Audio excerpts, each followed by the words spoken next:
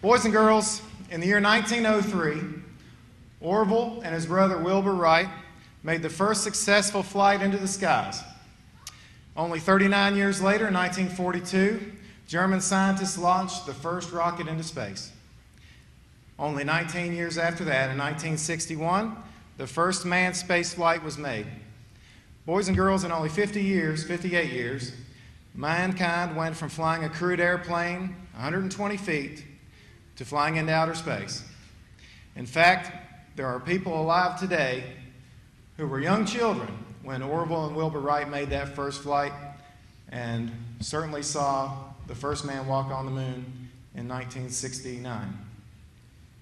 We're assembled here this morning to recognize Mr. Stallard, one of our own teachers, who has been selected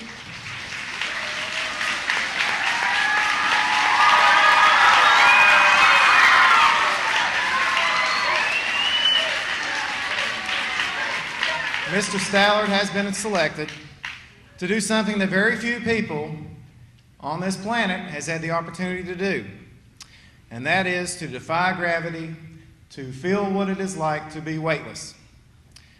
As you can see, we have several honored guests here with us this morning. Several of them have traveled many miles, in fact, probably from the opposite end of the state to be with us this morning. So I do ask that you give these ladies and gentlemen your utmost respect and attention.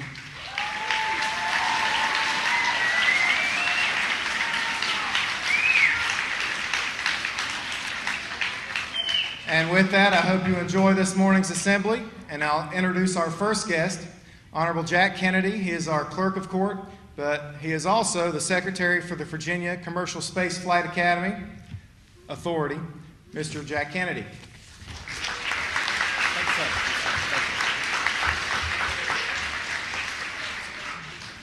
Good morning. It's a wonderful day to be with you. First, I want to recognize some of the folks in the audience that have come out today, especially the members of the Board of Supervisors from Wise County, members of the school board, Mountain Empire President Terrence Suarez. Thank you all for being here this morning. If there are any of my constitutional officer colleagues, I want to welcome them as well. But as mentioned, the Virginia Commercial Spaceflight Authority governs a spaceport here in Virginia. Few Virginians realize that on the opposite side of the state, in a county known as Accomack, the same size as Wise County in population, has the state's spaceport, and from which in 2011, in the spring of 2011, we'll be launching resupply and cargo to the International Space Station, where astronauts and cosmonauts from around the world are orbiting in the sky, 220 miles above us. But here in Virginia, we're leading the way. And part of the reason that we're leading the way here in Virginia is because of the good help provided by the Southwestern Virginia Technology Council and the Masonic Lodge number 208 here in Big Stone Gap. They know the meaning, and the businesses that and individuals that have supported them know the meaning of STEM education. They know the importance of science, technology, engineering, and mathematics in your studies to lead our community, our county, our state, our nation forward in the future. So today we're going to name 2 teachers that will carry the torch forward for this area along with a couple of backups.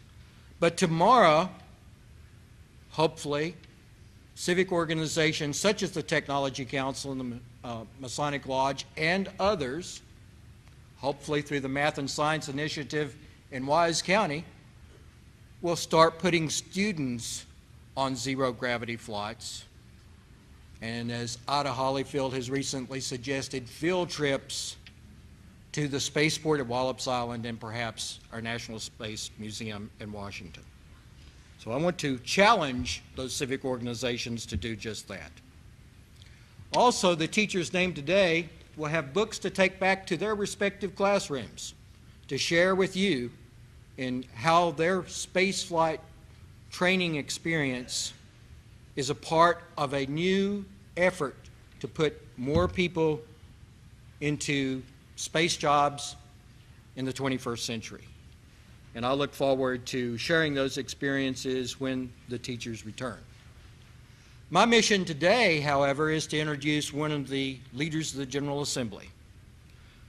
Delegate Terry Kilgore in 2007 took a leap of faith that brought about the Virginia Commercial Spaceflight Liability and Immunity Act.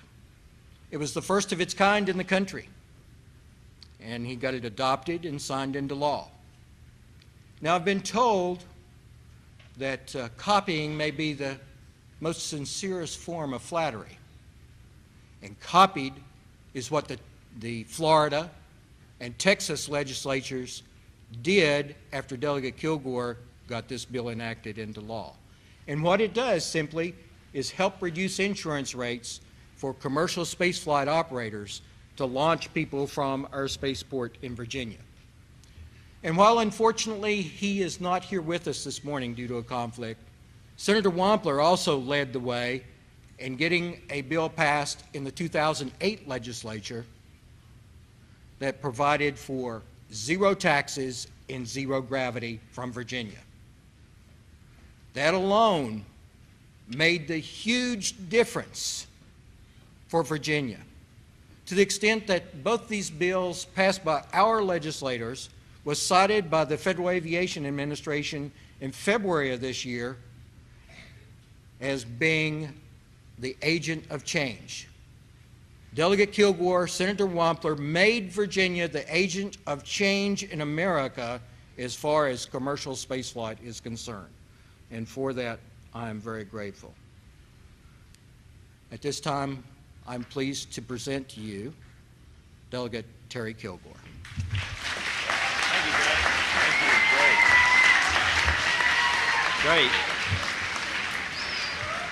you. Great. It's great to be here. It's great to be here this morning. And Jack, I appreciate the great introduction, but I couldn't have done any of that without your help and with others' help who helped write the legislation and put Virginia first as it relates to spaceflight. But Jack is correct that we have an opportunity in Virginia to become the leader in spaceflight. And that's very exciting. I remember when I was your age, I used to watch, and I don't know if this cartoon's still on, the Jetsons. And when I was watching that, I thought, man, by the time I'm in my 40s, I'll be flying around in hovercrafts and all this stuff. But you know, now with the commercial space flight opportunities that we have in Virginia, if we proceed according to as fast as we've proceeded over the past few years, I think that space flight is going to become more and more common. And because of that, it's very important that you all as students, you concentrate on science and the technology and math so that you can become a player in these areas. And I know that you all are doing great on all your SOLs. I hate to bring that word up, but I know that you all are doing great because I've been watching, and you all do such a great job, and that's a testament to your teachers and your principal and your school board and school superintendent.